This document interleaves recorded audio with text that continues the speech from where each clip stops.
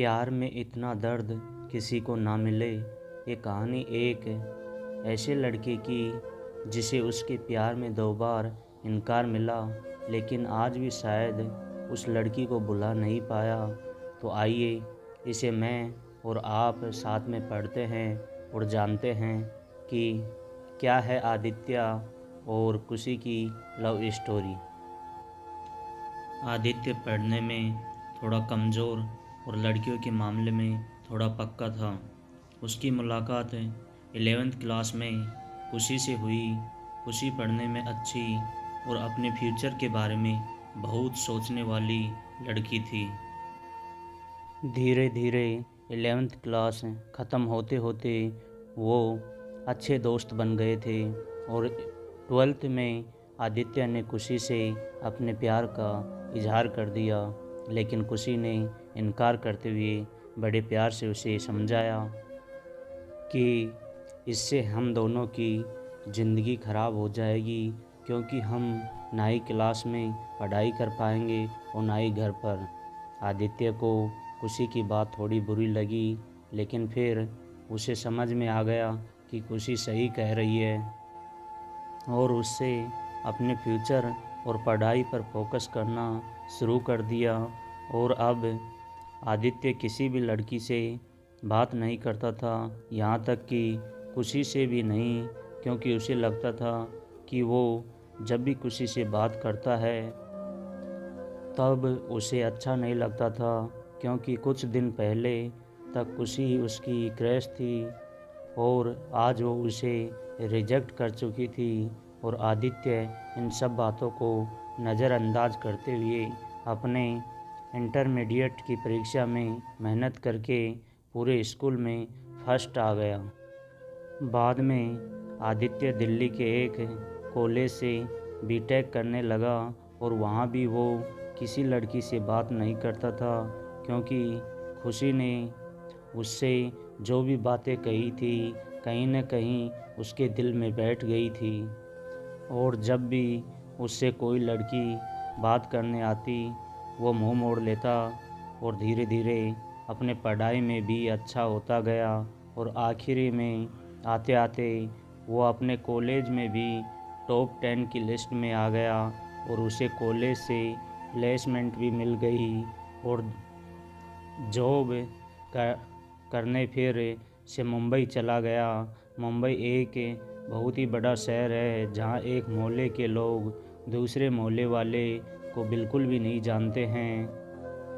वहीं जब आदित्य ऑफिस गया तो उसे वहाँ खुशी दिखी, लेकिन अब खुशी के लिए उसके दिल में कोई जगह नहीं थी और इसलिए वो हर बार खुशी से छिपता रहा। इसलिए नहीं क्योंकि वो उससे नाराज़ था, बल्कि इसलिए क्योंकि वो फिर से खुशी की ज़िंदगी में नहीं आना चाहता था। लेकिन वो कहते हैं न कि भगवान की मर्ज़ी के आगे किसी की नहीं चलती। एक दिन ऑफिस के कैंटीन में खुशी ने आदित्य को देख लिया और उसके पास जाकर उससे बातें करने लगी। आदित्य के पास भी खुशी से बात करने के अलावा और कोई विकल्प नहीं था। दोनों के दिल में पिछले 4 सालों से जो भी दर्द था उन्होंने एक दूसरे को बताया और खूब सारी बातें की। खुशी ने उससे बिछड़ने के बाद अपने सफ़र के बारे में बताया और आदित्य से उसके बारे में पूछा, जिसके बाद आदित्य को कहीं न कहीं लगने लगा था कि खुशी गलत नहीं थी और आदित्य को फिर से खुशी से प्यार हो जाता है। कुछ दिन बीतता है और दोनों की दोस्ती और भी गहरी हो जाती है और एक दिन अचानक आदित्य खुशी से बात करते करते उससे अपने प्यार का इजहार कर देता है, लेकिन खुशी फिर से इनकार कर देती है। और जब आदित्य उससे इसकी वजह पूछता है तो वो बताती है कि उसकी शादी तय हो गई है और 1 महीने बाद वो ये जॉब छोड़ देगी।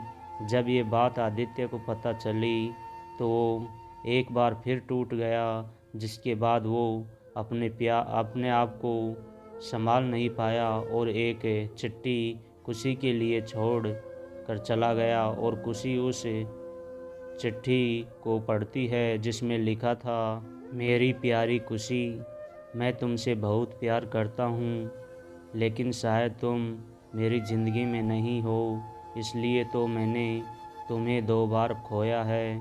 कोई भी इंसान इतना बदनसीब कैसे हो सकता है कि अपने प्यार को 2 बार खोए।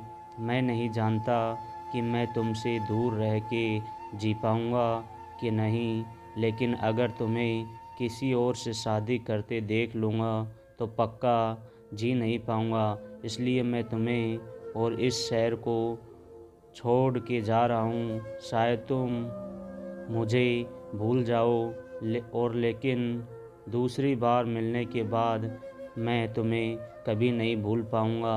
मैं भगवान से प्रार्थना करूँगा कि वो तुम्हें और तुम्हारे होने वाले पति को हमेशा खुश रखे। तुम्हारा प्यार, आदित्य। चिट्ठी पढ़ने के बाद खुशी रोने लगी और आदित्य को बहुत ढूंढा पर वो कहीं भी नहीं मिला। और बाद में खुशी ने अपने परिवार की खुशी के लिए अभिषेक से शादी कर ली। लेकिन खुशी को आज भी ये बात हमेशा सताती रहती है कि आदित्य कहाँ होगा, किस हाल में होगा। यहाँ तक तो उसे ये भी नहीं पता कि आदित्य जिंदा भी है या नहीं। एक तरफ खुशी अंदर ही अंदर घुटती रहती है, लेकिन दूसरी तरफ वो एक परफेक्ट बहू, परफेक्ट पत्नी और परफेक्ट माँ भी थी। उसे उसके परिवार वाले हमेशा प्यार करते हैं और हमेशा प्यार करते रहेंगे। हमें ये तो नहीं पता कि खुशी ने 12th स्टैंडर्ड में या जॉब टाइम पर आदित्य को ठुकरा कि गलत किया या सही, लेकिन आदित्य ने ये साबित कर दिया कि खुशी से सच्चा प्यार करता था। और इस बात का एहसास शायद अब खुशी को भी हो चुका था। इसलिए शायद आज तक खुशी अपने आप को माफ़ नहीं कर पाई है। मिल जाती अगर सभी को अपनी मोहब्बत में मंजिल, तो यकीनन रातों के अंधेरों में कोई दर्द भरी शायरी नहीं लिखता। इसी के साथ मैं आपसे विदा लेता हूँ। दोस्तों, कैसी लगी आज की लव स्टोरी कमेंट करके ज़रूर बताएं। अगर आपको ये कहानी ज़रा सी भी पसंद आई हो तो इसे ज़रूर शेयर करें, और ऐसा ही लव स्टोरी सुनने के लिए हमारे चैनल को ज़रूर सब्सक्राइब करें। थैंक्स।